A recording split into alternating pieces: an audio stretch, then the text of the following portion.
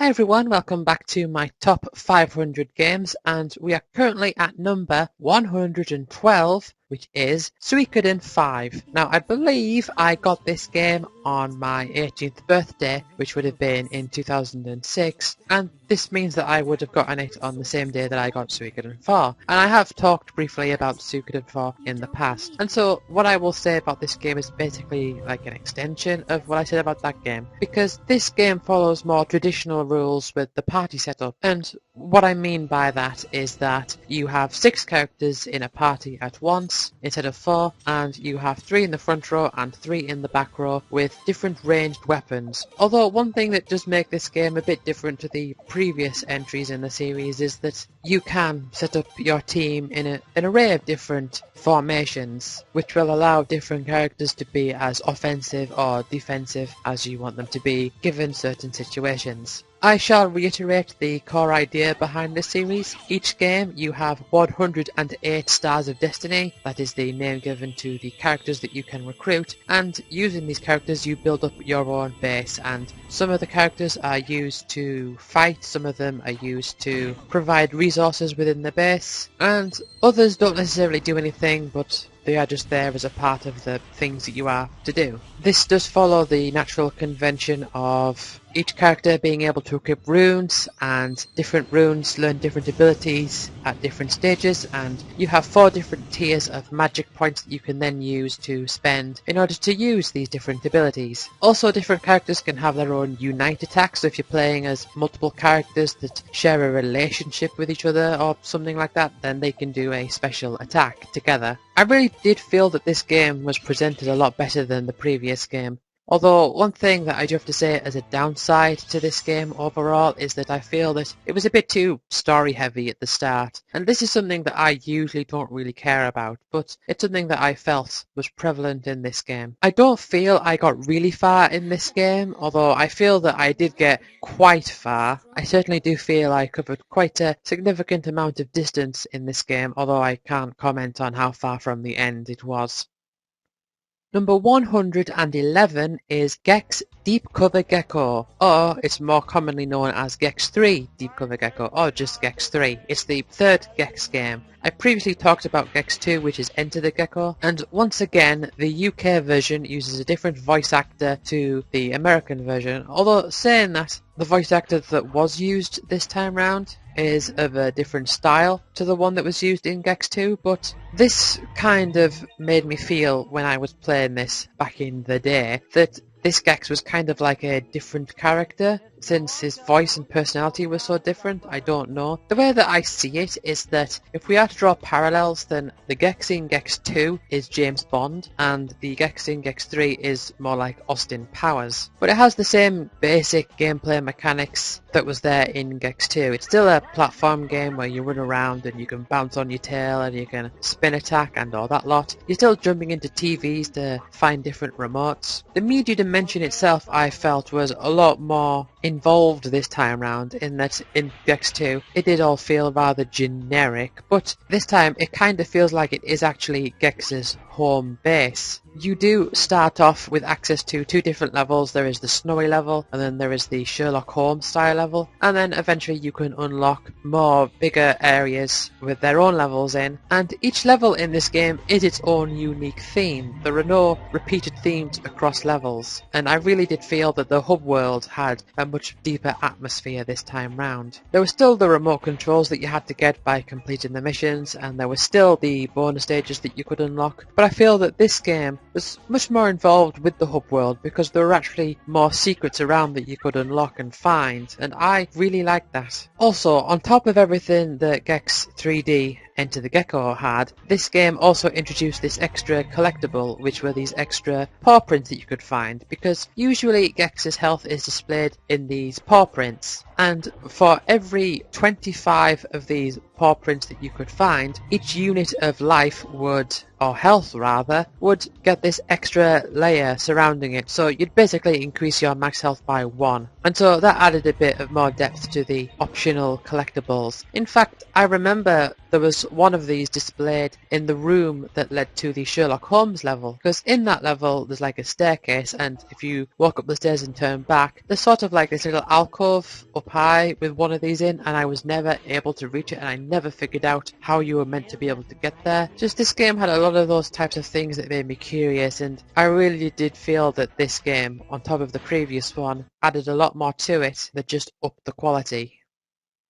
Number 110, and I'm going to pronounce this the way that I've always pronounced it, and that is Tales Adventure, Curse of the Demon Seal. Now, people hated this game, and this is one of those strange instances where a game is kind of been lost, because you can go online and you can find information about this game, but it's so limited. In fact, if you try searching YouTube for this particular game, there's only a very, very select few videos that you can find, including the demos that were presented by IGN and GameSpot. But aside from that, you might have one person recording their DS screen through a camera, and I think there's a few videos that showcase the music with poor quality, and that's about it. There is just so little online about this game, and it's strange because this isn't like some really old, obscure game that only got released in one country or something.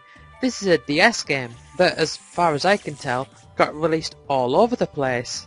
But even then, if you do look at the reviews that do exist, this game was so heavily panned. It was treated as if it was a terrible game, and I just don't agree. I had a lot of fun with this game, although I knew not to set my expectations too high, but even still, I still felt that this was a decent game, and not worth a 2 out of 10. And I know game review scores is a tricky subject, and what scores actually mean is a tricky subject, but yeah, the review scores say things like 2 out of 10 and 1 star out of 5. I think it's just ridiculous. But funny story, actually, I ended up buying, purely by accident, 2 copies of this game.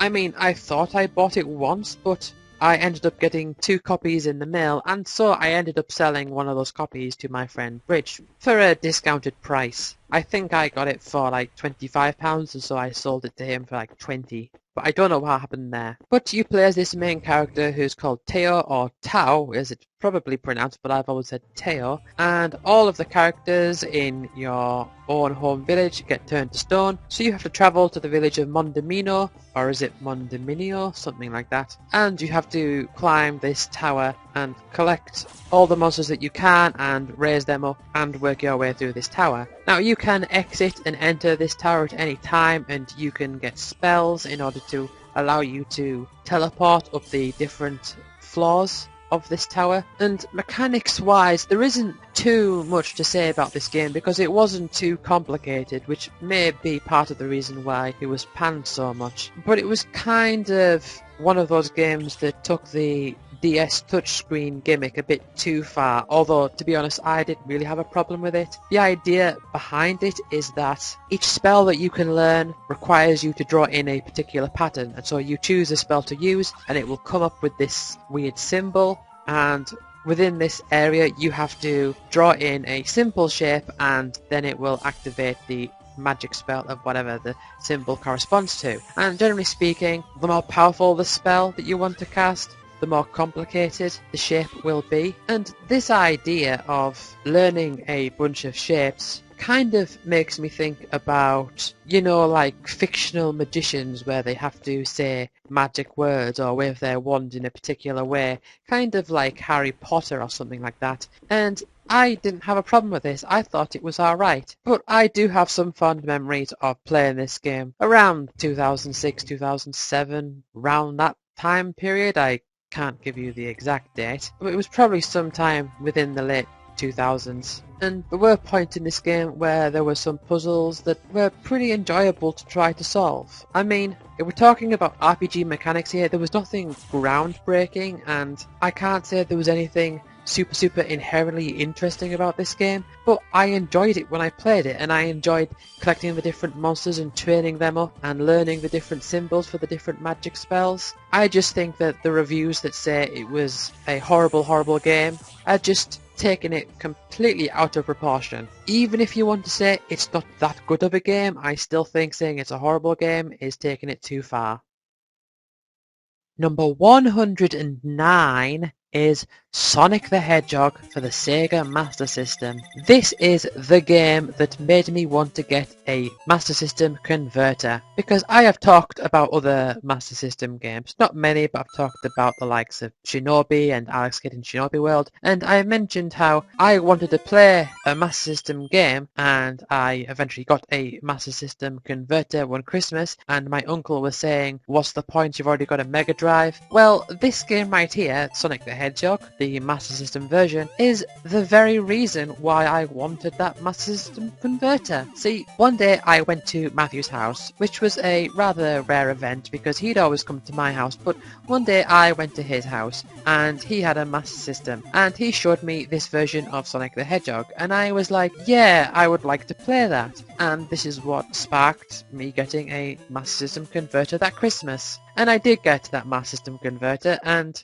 I did get this game with it. This is a rather basic Sonic game, where it's a 2D platformer, you know, you got running, you can jump, jumping turns you into a ball, and you can also roll around to hit enemies. You collect rings so that you can survive being hit, and then once you're hit, the rings fly out of you. Although, in this case, being hit, you just lose all your rings, you can't recollect the rings. And so you had the different zones. Each zone had 3 acts to it, which was the first 2 acts, and then there was the boss act. And within each zone, whether it be in the first act or the second act, there would be a hidden Chaos Emerald, and you would have to find the hidden emerald in each zone. And I think they got rather creative with this as well, because the different ways that they hid the emerald, I felt, was quite inventive. For example, in Green Hill Zone, the first zone, you can only find this emerald by walking along a separate path and falling down these miniature waterfalls, and you will find it along that path. And in the second zone, Bridge Zone, you have to stand on a bridge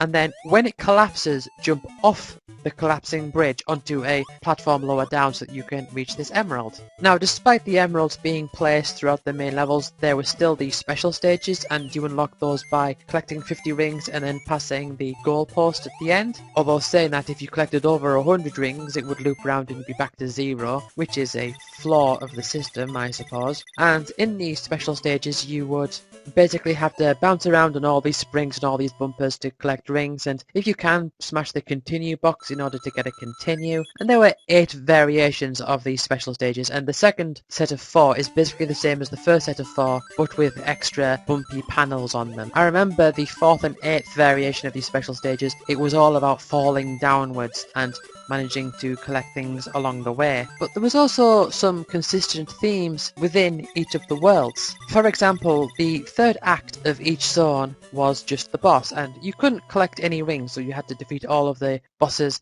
without any rings, but each boss level had a hidden life in it. So, for example, with the first one, you had to jump over a pit of spikes, and then the second pit wasn't a pit of spikes, it was a pit with the life down there. And the second zone, if you walk backwards at the start, you can find the life at the beginning of the level. In the third zone, the jungle zone, the life is hidden in a pool of water. If you go forwards a bit, there's a little dip where there's a pool of water, and it's just down there. And it's really interesting how they kept up this consistent theme. In fact, the 4th zone had a hidden life that was actually more dangerous to get because you had to follow this path with all these spikes you had to avoid, so it was really questionable whether it would be worth going for that one. And speaking of which, the emerald in that zone also involved spikes because you had to collect some invincibility so that you could run through some spikes so that you could then collect the emerald. What I also find interesting is that the last emerald in the game is on the second last level, and it turns what would usually be the hardest level into a much easier level because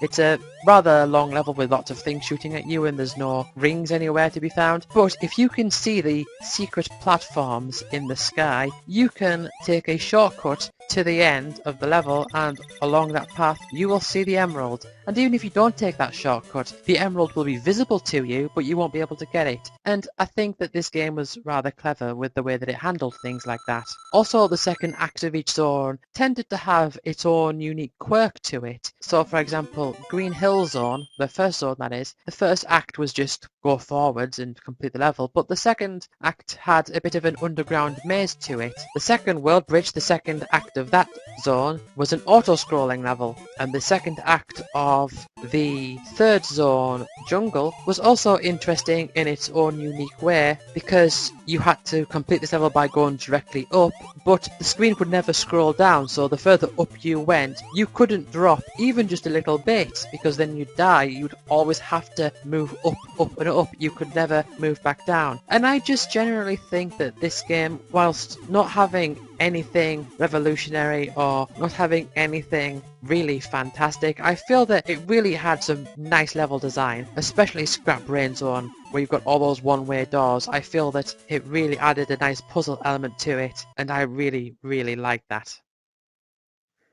Number 108 is Dr. Robotnik's Mean Bean Machine, and this is a Mega Drive game that uses the Dr. Robotnik that is based off the Adventures of Sonic the Hedgehog TV series. Not that I knew anything about that at the time, but this is really not actually a Sonic game because Sonic doesn't appear anywhere in this game, but it's a puzzle action game where you have all of these beans. You have to match beans up, and if you can match 4 beans together of the same colour, they will disappear, and if you can get others on top of those beans and make them fall into other beans that will also set up a combo, you will send the blank beans to your opponent. Depending on whether you're player 1 or player 2, it will make a noise. If you're player 1, you'll get this red ball of light shoot off towards your opponent and it'll go yippee, and if you are player 2, it will shoot off this blue ball of light and it will go yeehaw. And the bigger chain that you set off, it will drop more of these blank beans onto their side. What blank beans do, basically, they will just sit there and do nothing, but if you get beans to disappear that are next to them, that will clear them out. And so you want to set off a big chain reaction so that you can send a load of these blank beans to your opponent. There is also a multiplayer, of course, and there is also this exercise mode where you just go to get as many points as you can. The exercise mode also introduces the has-been character, which if you get the has-been, it will drop onto a particular bean and it will form a path which will turn all of these beans into one particular colour. And there is also this giant green bean as well that will allow you to destroy 2 full columns of beans. But this is a game that I got so good at, I was able to beat anyone I played against. Now, of course, I'm not trying to show off. There's probably going to be loads of people out there who are far better than I am, but I'm just saying that within my friendship circle and within the people that I knew, I got really, really good at this game because I picked up on the mechanics. I picked up on how you're supposed to set off the beans in a particular pattern so that they'll form a large chain, so they'll send all of these blank beans over to your opponent's side.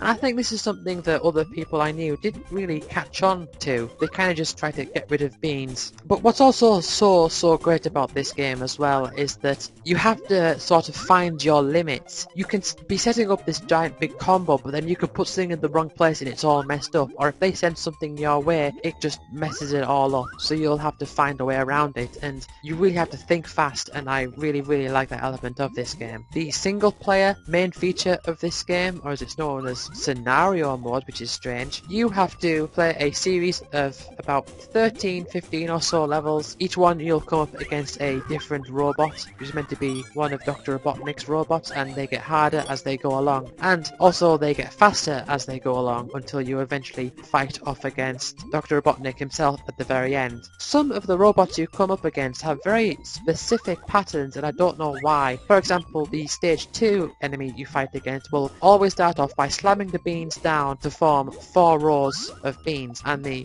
4th stage level enemy will always form 2 straight columns of beans at one at each side. And I don't know if there's other traits of other enemies that I've just not noticed. They're the 2 that always stick out to me, and it's always really nice when you get to that final stage against Dr. Robotnik and then you defeat him and you hear him scream with anger. It's really nice. But the different enemies also have different animations based off how well they think they're doing, so you might get them to like cry or something when they're so close to losing, and then they'll explode or something when you actually do finally defeat them. This is truly a game that I felt like I could go back to many, many times and always have fun with it. But I am going to end this part here, so thank you all for watching. I will see you next time. Goodbye.